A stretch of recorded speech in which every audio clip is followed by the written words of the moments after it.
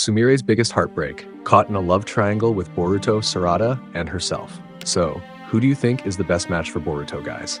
Yep, after Sumire expressed that she felt hurt by Sarada for not considering her feelings at all, especially since Sarada openly hugged Boruto right in front of her. Sumire, with a heavy heart, walked away from Sarada. But at the same time, Shikamaru suddenly contacted Ida because there was something he wanted to discuss. However, before that, there was a brief conversation between the daimyo and the elders of Konoha. Oh yeah, this is the last part of the Boruto Chapter 16 leak. I suggest you watch this part first to get the full explanation. Thanks, guys. After Boruto's escape from the interrogation room, the daimyo waited for Shikamaru to contact them for a full explanation and solution to the problem caused by Boruto's escape. The daimyo also ordered them to immediately capture and kill Boruto. Even if Konoha could not solve this problem, the daimyo threatened to kill the person responsible for the problems caused by Boruto's escape from Konoha. And the person the daimyo was referring to was Shikamaru. But despite the daimyo's threats, the Konoha elder tried to get the daimyo to calm down and make a wise decision.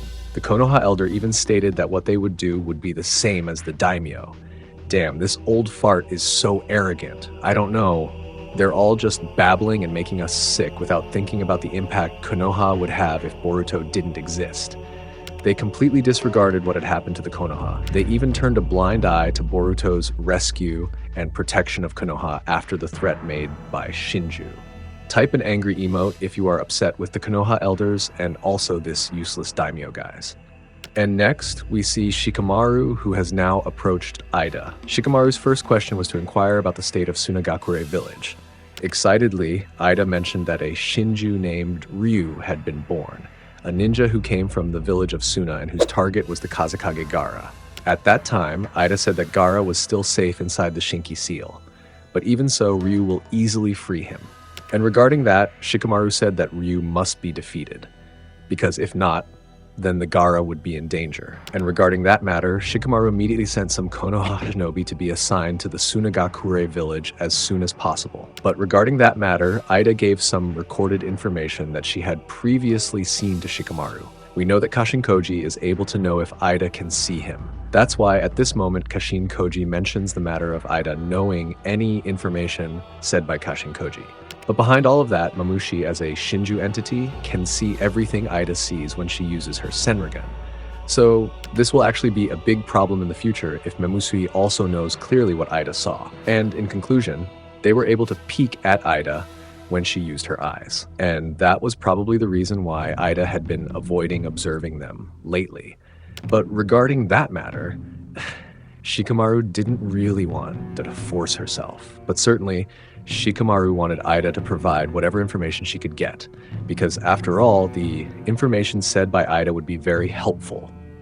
And regarding the matter of Boruto's escape from the interrogation room, Ida mentioned that it was Shikamaru's doing. Even Ada knew that Boruto's escape was his plan with Mitsuki.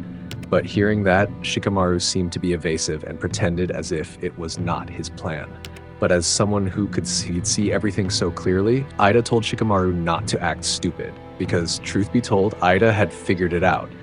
But even so, Ida told Shikamaru not to worry too much. Because of Boruto's escape, Ida promised that she would not tell the people in Konoha that Boruto's escape was his doing. But on the other hand, Ida also admitted that she currently feels uncomfortable and guilty because she has made Boruto suffer. Because in essence, Ida didn't want to make things difficult for Boruto. And regarding the matter of Boruto, Ida also told Shikamaru that Kawaki had agreed to cooperate with Boruto.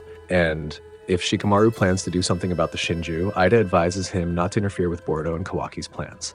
Shikamaru also mentioned the Boruto ally who had been helping him, because previously that person had spoken to Shikamaru as a toad. And the toad is no stranger to Shikamaru. Even Shikamaru knew if it was Kashin Koji. And so Shikamaru confirmed to Ida whether it was really Kashin Koji, and hearing Shikamaru's question about the frog, Ida just kept quiet and didn't give any response. But as it turned out, there was something unexpected behind Ida's hair. Yep, the frog came out and said something to Shikamaru, and it was Kashin Koji. Through his frog, he said that Shikamaru was quite intelligent. Then Kashin Koji, through his frog, emphasized to Shikamaru if he only wanted to provide important information. And that means he doesn't want any questions asked by him. Even you know what, guys? The person who is currently under threat of Shinju, Kashin Koji, ordered Shikamaru without asking the reason to send Konohamaru, Mitsuki, and Sarada to leave Sunagakure village. But hearing Kashin Koji's orders, Shikamaru seemed hesitant and wanted a detailed explanation first before going along with what Kashin Koji said. But unfortunately, he refused and told Shikamaru to do it without asking any questions. Kashin Koji stressed once again that he just wanted to share some important information, no questions asked.